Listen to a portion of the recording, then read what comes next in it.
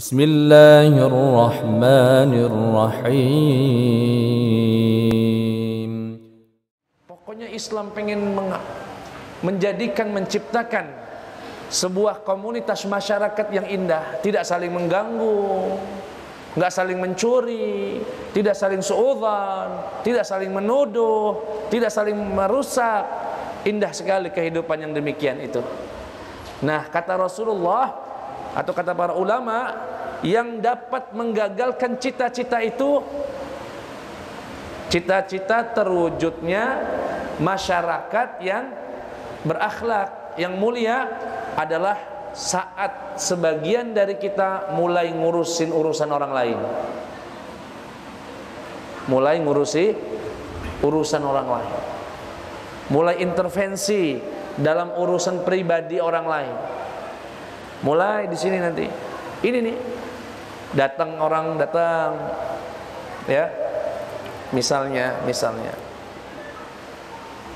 tetangganya lagi ribut. Ya, atau mungkin tidak sedang ribut.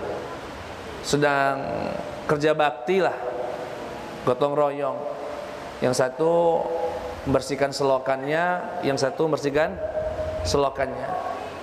Datang orang ketiga nih, ngomporin misalnya, ngomong sama yang satu, lihat itu orang itu buat selokan terlalu besar, nggak sama dengan kita, nanti airnya itu dibuangnya ke kita semua itu.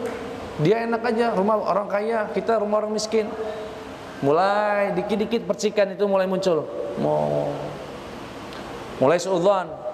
Datang ngomong, itu tetangga itu beli mobil tuh, tahu saya itu dari mana, kredit itu, pakai leasing. Ya Pak ya, ngurusin urusan. Ya dia mulai mau ngredit, mau kontan, urusan dia. Kenapa kita yang pusing? Nah, yang begini-ginilah yang dikhawatirkan Rasulullah, mungkin dari kecil, tapi itu bisa menjadi besar. Dan Indonesia ini, mohon maaf, dalam dunia media sosial, netizennya dikenal kejam di luar negeri. Kenapa? Suka ngomentar, suka padahal dulu saat saya di Mesir, orang itu senang kalau ngomong orang Indonesia itu pasti dianggap orang yang sangat berakhlak. Pasti itu. Assalamualaikum, waalaikumsalam. Minin, dari mana? Indonesia, masya Allah, ahlan nas. Orang paling manis, orang paling indah. Selalu diucapkan demikian. Kenapa? Mereka melihat orang Indonesia biasanya saat haji duduk kan, kalau di Mekah itu ratusan saf, dari ujung depan sana ada orang Indonesia mau keluar, itu nunduk dari depan sana itu sampai luar encok galau kan.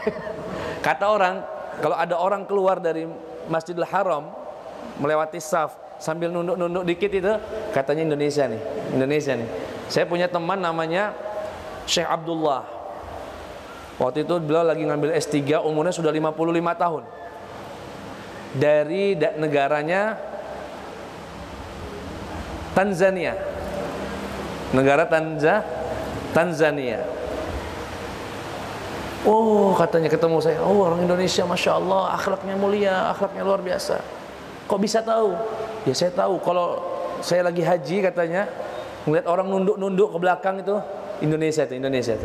Kalau orang Afrika kan lewat aja, bodo amat. Nah, lewatin galau sampai kita lagi sholat deh, tegoyang sama orang. Indonesia itu sabar nunggu kadang, tunggunya sampai selesai sholat baru lewat. Tapi sekarang media sosial mulai mengungkap karakter yang buruk dalam diri kita ini. Dikomentarinya artis-artis Korea. Memang orang Korea itu paham apa komentar orang Indonesia, caci maki isinya. Makanya pernah ada data statistik di media sosial, netizen yang paling kejam diantaranya orang Indonesia. Malu ngurusin orang tuh ngapain? Kurang kerjaan. Nah, yang beginilah yang kemudian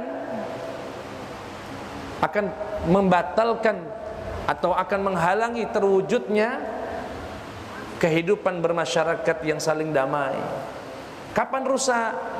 saat setiap orang sudah mulai masuk intervensi, ikut campur urusan orang lain.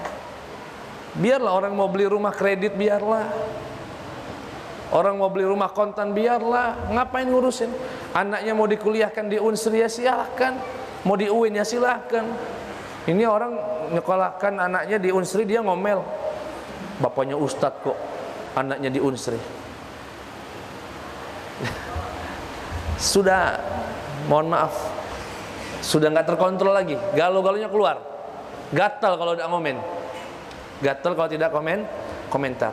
Nah, ini kata Rasulullah sallallahu alaihi wasallam akan membatalkan, atau kata ulama ya, wa aktsaru ma yuthiru asyiqaqa bainan nas, dan di antara hal yang dapat memecah belah manusia umat, ya, adanya orang yang mulai intervensi dalam urusan orang lain. Insyaallah jamaah hilir mengaji mulai ngontrol, mulai kalau memang nggak ada keuntungan, nggak ada kemaslahatan dunia akhiratnya, nggak usah ikut campur, ya, tidak usah ikut campur. Tapi hati-hati, bukan berarti tidak boleh nasihati lain. Kalau ada orang melakukan kesalahan dalam sudut pandang agama, memberikan madarat, kita nasihati, itu bukan ikut campur, itu meluruskan. Itu meluruskan, mengajak pada kebaikan. Sallallahu ala Muhammad sallallahu